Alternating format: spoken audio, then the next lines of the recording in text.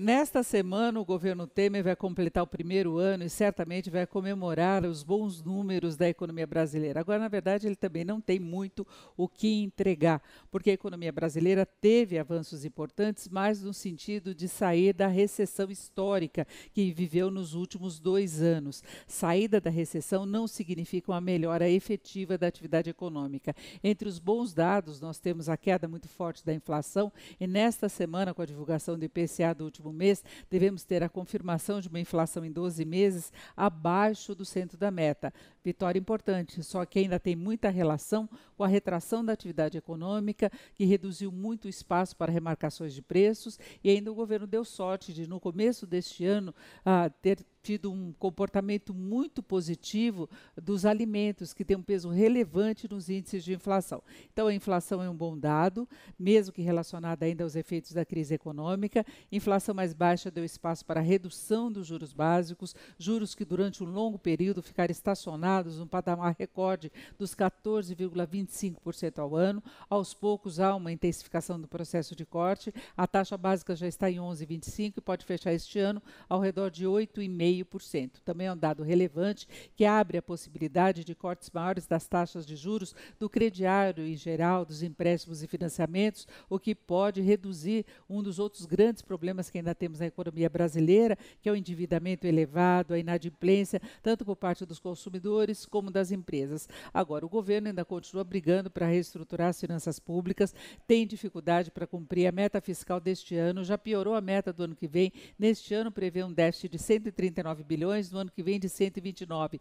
Pouca diferença. Para garantir uma perspectiva efetivamente melhor, ele está lá no Congresso tentando levar adiante, especialmente a reforma da Previdência, que é a que poderá fazer mais diferença em termos de evolução das contas. Mas é uma medida impopular que a sociedade em geral não gosta muito, por mais que entenda a importância do ponto de vista de reequilíbrio das finanças. Mas isso também, do ponto de vista da sociedade, não pode ser considerado sequer como um dado dos mais positivos. Esse empenho todo do governo e avançar com as reformas, aí não só a previdenciária, mas tem também a reforma trabalhista. Nós temos um nível de atividade ainda muito fraco, mesmo que a recessão tenha ficado para trás, mas ainda com muitas oscilações, sobe e desce do movimento do comércio, de serviços, da indústria e o desemprego, que ainda é um grande problema, e nesse caso houve uma piora importante do dado. O desemprego só cresceu ao longo deste primeiro ano do governo Temer, atinge hoje 14,2 milhões de brasileiros, dados oficiais,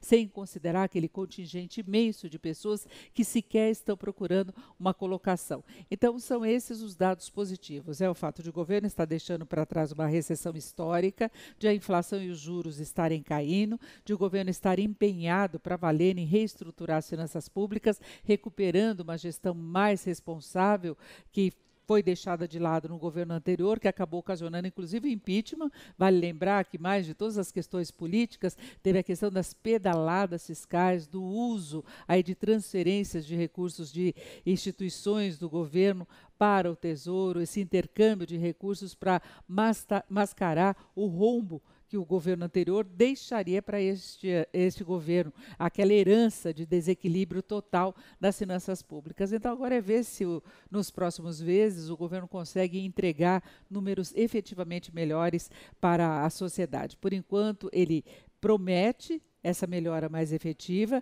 mas está ainda muito no campo das promessas e no campo das intenções. O que se espera é que no ano que vem, aí sim a economia consiga engatar um crescimento mais vigoroso. Mas até isso vai depender muito da capacidade de o governo cumprir o que vem prometendo em relação às reformas.